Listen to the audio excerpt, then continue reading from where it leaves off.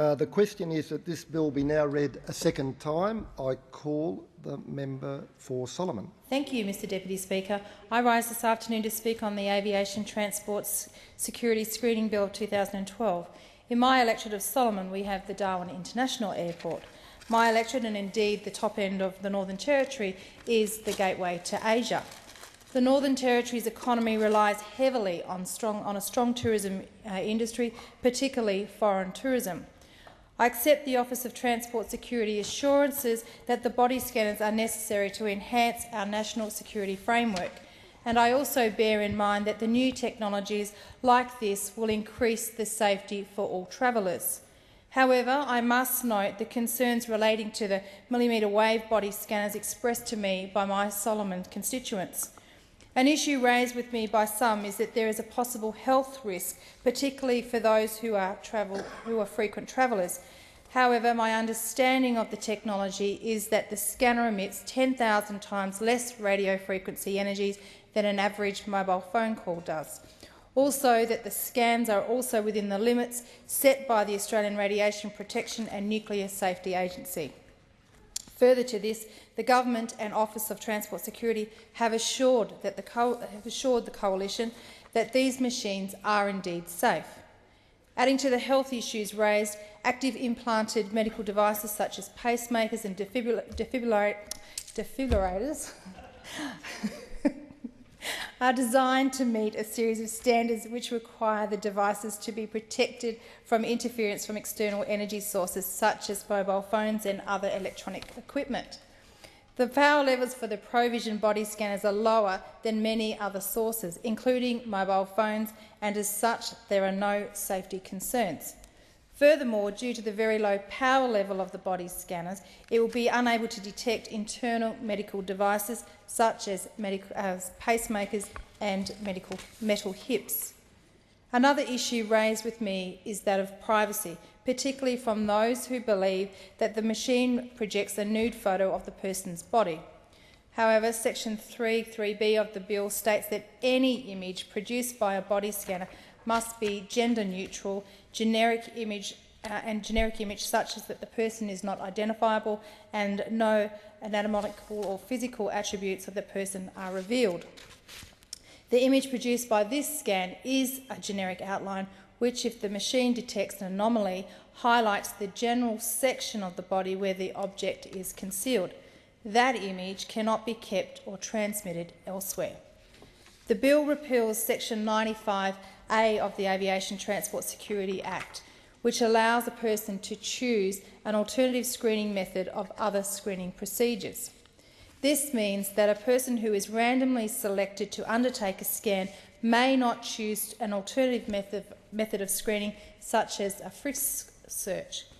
If a person selected for a scan refuses, they will be unable to pass through the screening point.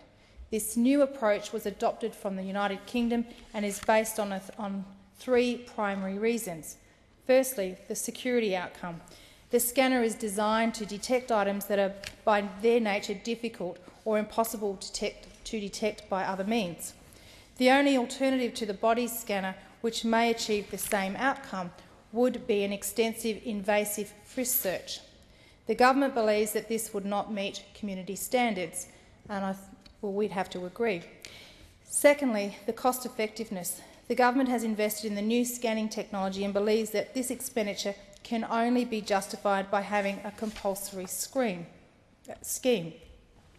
And finally, technology type. The department believes the type of technology to be deployed in Australian international airports mitigates the health and privacy concerns to such an extent that an optional system is not necessary. Another concern raised with me is that of efficiency and time. The trial at the Sydney and Melbourne airport last year saw 23,000 scans undertaken over a 3-week period. 57% of the passengers were able to proceed immediately. This is a higher rate than a walk-through metal detector. According to the analysis conducted after the trial, alarms were commonly caused by high boots with buckles, money, hair clips, watches, jewellery, pockets on cargo pants, additional studs or zips on jeans and pants. Now, I'm sure my colleagues in the chamber are aware that these are often the things that set off metal walk-through detectors, even here in Parliament House.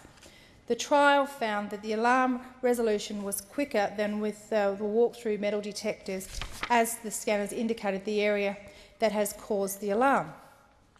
The Office of Transport Security has advised that, as expected, the time spent in the scanner is longer than that for the walk-through metal detectors. Passengers to go through scanners will be chosen on a random basis, like for existing explosive testing. The Office of Transport Security believes that delays at screening points are more likely to be caused by screening for carry-on baggage than body scans.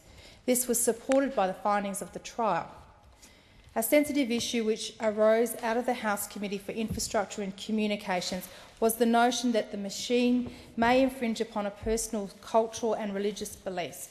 However, passengers will not be required to remove any religious item or clothing. I've been informed that the Department has engaged with religious groups through the Office of the Australian Information Commissioner to ensure that the processes are culturally sensitive, and it should be noted that the individuals will not be selected on the basis of their race, religion or gender. The body scans will be undertaken, as I've said, on a purely random basis. I believe that this technology does a lot for protection for the individual traveller, but will also do a lot to protect our image and reputation as a safe tourist destination. As I've said before earlier today, in my home of the Northern Territory, tourism is incredibly important to our economy. In 2011, there were approximately 1.2 million people who visited the Northern Territory, and they spent approximately $1.4 billion.